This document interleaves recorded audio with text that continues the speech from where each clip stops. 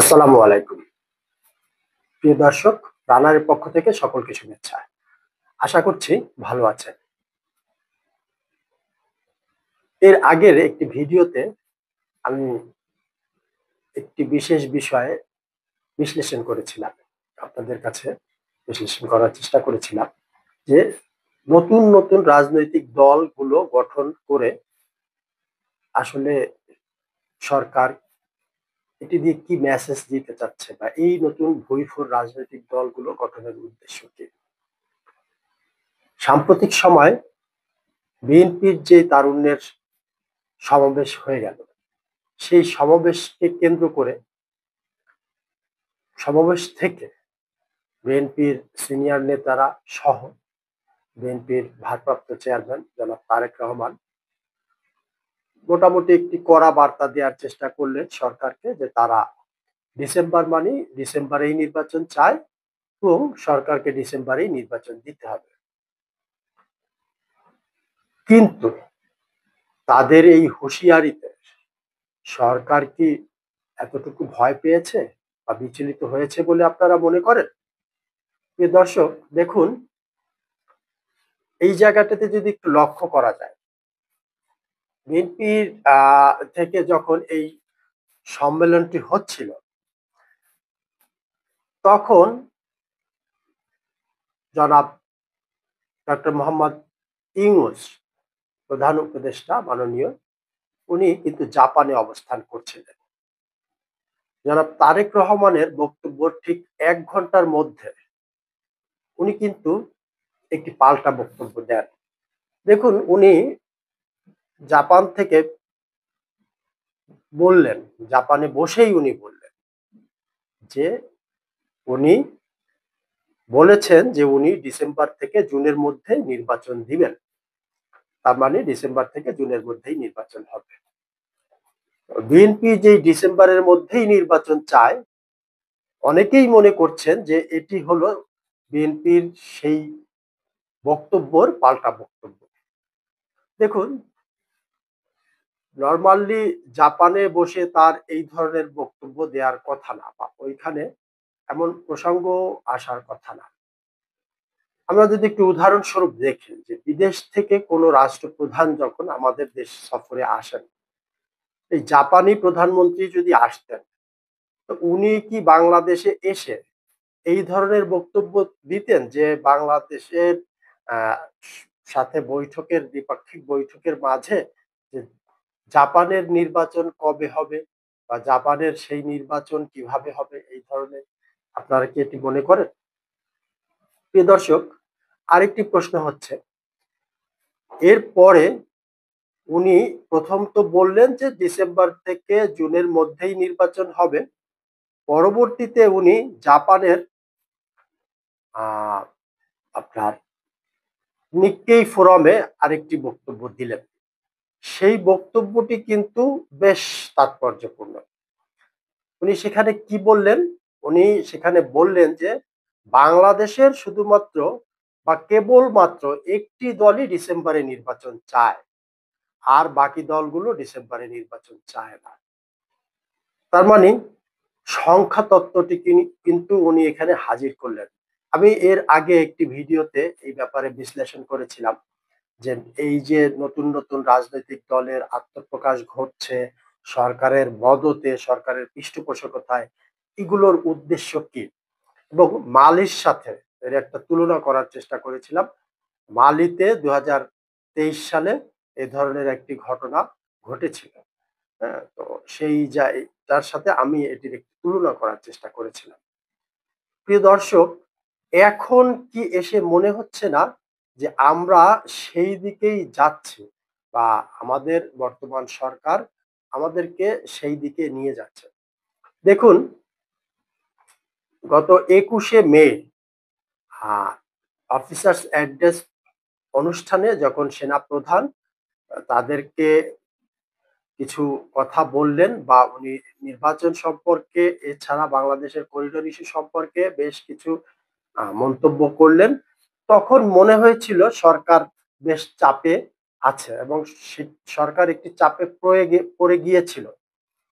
এবং সেই চাপটি সামলানোর জন্য ২৪ এবং ২৫ তারিখে দেশের প্রায় ২২টি রাজনৈতিক দলের সাথে ২৪ এবং ২৫ মে উনি কিন্তু মিটিং করেন এবং সেই মিটিংয়ে মোটামুটি উনি বিএনপির সাথে একসময় যেই দলগুলো ছিল, জামায়াত ইসলামী সহ ইসলামিক সমমনা দলগুলো, তাদেরকে কিন্তু বিএনপি থেকে মোটামুটি আলাদা করতে পেরেছেন। এটি আরো আগে থেকেই কার্যক্রমগুলো শুরু হয়েছিল এবং এটিও বলেছিলাম আমি এর আগে ভিডিওতে যে বিএনপি একটা সময় গিয়ে একা হয়ে পড়বে এবং এই সরকারের কাছে নির্বাচনের জন্য বিএনপিকে এই নির্বাচনের দাবি আদায়ের জন্য অবশ্যই মাঠে নামতে হবে। মাঠে না নামলে এবং খুব শক্ত অবস্থা না নিলে সরকার মনে হয় না খুব সহজে নির্বাচন দিবে। তো সেই ক্ষেত্রে বিএনপি কিন্তু একা হয়ে যাবে এবং সরকারের এটিই ছিল মূল উদ্দেশ্য। দেখুন, একটা সময় সরকারের টার্গেট ছিল আওয়ামী লীগ। তারা আওয়ামী লীগকে টার্গেট করে রাজনীতি করেছে এবং সেই টার্গেটে তারা সাকসেসফুল হয়েছে আওয়ামী লীগ নিষিদ্ধকরণের মাধ্যমে। এখন এসে কি মনে হচ্ছে সরকারের টার্গেট কারা? আমি ওই আওয়ামী লীগ নিষিদ্ধের পরে একটি ভিডিওতে বলেছিলাম যে লাভ ক্ষতির হিসাব। তো সেখানে বলার চেষ্টা করেছিলাম যে আওয়ামী লীগ নিষিদ্ধে আওয়ামী লীগের যতটা না ক্ষতি হয়েছে তার থেকে বেশি এখানে ক্ষতির সম্মুখীন হবে আসলে বিএনপি। এখন বিভিন্নভাবে বিভিন্ন রাজনৈতিক তত্ত্ব, বিভিন্ন কনস্পিরেন্সি থিওরি, বিভিন্ন ষড়যন্ত্র তত্ত্ব সরকারের পক্ষ থেকে এবং সরকারের যারা এই যে সহযোগী আছে অংশীজনদের পক্ষ থেকে এরপরে একের পর এক হাজির করা শুরু হবে এবং এটির মাধ্যমে বিএনপিকে আরো বেশি দুর্বল করার চেষ্টা করা হবে। বিভিন্ন ধরনের প্রোপাগান্ডা বিএনপির বিরুদ্ধে এই যে গত ৯ মাস ১০ মাসে বিএনপির তৃণমূল থেকে যেভাবে চাঁদাবাজি, হাট দখল, মাঠ দখল, টেম্পো স্ট্যান্ড দখল সহ বিভিন্ন ধরনের অরাজকতা বা তারা এগুলোর মধ্যে জড়িয়ে আছে এবং তারা এখন পর্যন্ত সুশৃঙ্খল হয় নাই তাদের এই চাঁদাবাজি এবং তাদের এমনকি নিজেদের দলের অভ্যন্তরীণ কোন্দলও এই চাঁদাবাজির কারণে প্রকাশ্যে চলে আসছে। কোথাও, কোথাও ২ গ্রুপে তারা মারামারি করছে, কোথাও ছাত্রদল, যুবদল মারামারি করছে, কোথাও শ্রমিক দলের ২ টো গ্রুপ মারামারি করছে, কোথাও ছাত্রদল, যুবদল বা ছাত্রদলের ২ গ্রুপ নানান জায়গায় এই যে ঘটনাগুলো ঘটেছে সারা দেশে বা এখনো ঘটছে, এগুলো সামনে আসতে শুরু করবে এবং এগুলো দিয়ে বিএনপিকে মোটামুটি এছাড়া বিএনপির আরো বিভিন্ন অপকর্মগুলো সামনে এনে বিএনপিকে ঘায়েল করার চেষ্টা করা হবে।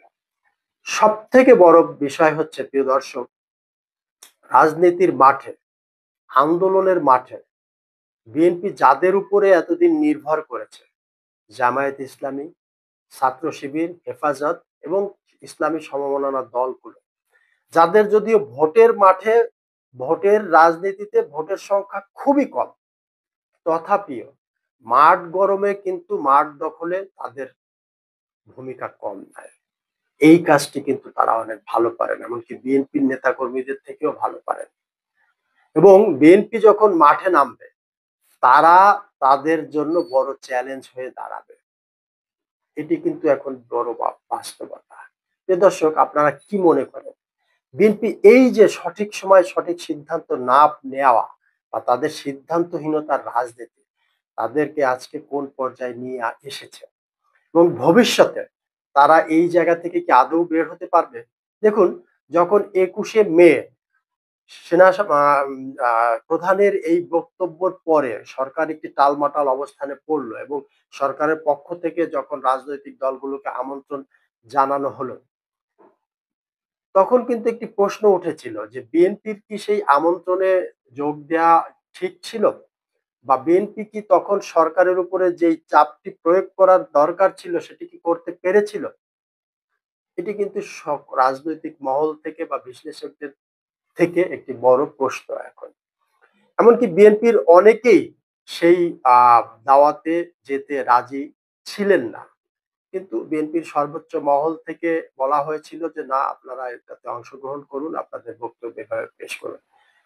আরেকটা জিনিস প্রিয় দর্শক লক্ষ্য করবেন, বিএনপি যখন যমুনায় যায়, যমুনায় গিয়ে বৈঠক করে, তখন বিএনপি খুব কোমল নমনীয় ভাবে কথা বলে, সেখান থেকে বেরিয়ে আসে। গেট থেকে বেরিয়ে তারপরে তারা মন্তব্য করবে আমরা পুরোপুরি অসন্তুষ্ট, আমরা সন্তুষ্ট হতে পারিনি। তো এই যে কথা তাদের, যে ডাবল স্ট্যান্ডার্ড, আপনাকে একটি জায়গাতেই অটল থাকতে হবে। আপনি যদি মনে করেন যে দাবি আদায়ের জন্য আপনাকে শক্ত হতে হবে, তাহলে শক্ত হতে হবে। আর আপনি যদি মনে করেন যে না, আপনি এভাবেই, এটাই আপনার পদ্ধতি, আপনি এভাবেই যাবেন, তাহলে সেটি কখনো নরম কখনো গরম। বিএনপির এই রাজনীতি মনে হয় না তাদেরকে নির্বাচনের যেই তাদের দাবি সেটি আদায়ের সক্ষমতা অর্জন করতে পারবে। প্রিয় দর্শক, আপনারা কি মনে করছেন, বিএনপি কি এই জায়গাতে সফলতা অর্জন করতে পারবে? আরেকটি প্রশ্ন রেখে আজকের মতো শেষ করব। আমি সেই প্রশ্নটি আবারও করতে চাচ্ছি, সরকার তাহলে তার যেই প্ল্যান ছিল, যে সংখ্যা তত্ত্ব দিয়ে গণতন্ত্রে, সেটি কি অ্যাপ্লাই করতে শুরু করলো জাপান থেকে? যে দেশের কেবল একটি মাত্র রাজনৈতিক দলই ডিসেম্বরে নির্বাচন চায়, আর অন্য কোনো রাজনৈতিক দলগুলো নির্বাচন চায় না। এই সংখ্যাটি এখন 22-এ, এরপরে এই সংখ্যাটি যদি 122-এ হয়, তাতে অবাক হওয়ার কিছু নেই। তখন কিন্তু আন্তর্জাতিক মহল থেকে বলা সম্ভব হবে বাংলাদেশের 122টি রাজনৈতিক দল নির্বাচন চায় না, কেবল একটি রাজনৈতিক দলই নির্বাচন চায়। কার ভোটের বা ভোট ব্যাংক বা ভোট কত আছে, সেটি কিন্তু তখন আদৌতেই বিষয়বস্তু হবে না। মূল বিষয় থাকবে কতগুলো রাজনৈতিক দল আসলে নির্বাচন চায় আর কতগুলো রাজনৈতিক দল নির্বাচন চায় না। প্রিয় দর্শক, আপনারা কি সেটি মনে করেন? আজ এ পর্যন্তই। ভালো থাকবেন, সুস্থ থাকবেন। দেখা হবে আবার আগামী পর্বে ইনশাআল্লাহ। আল্লাহ হাফেজ।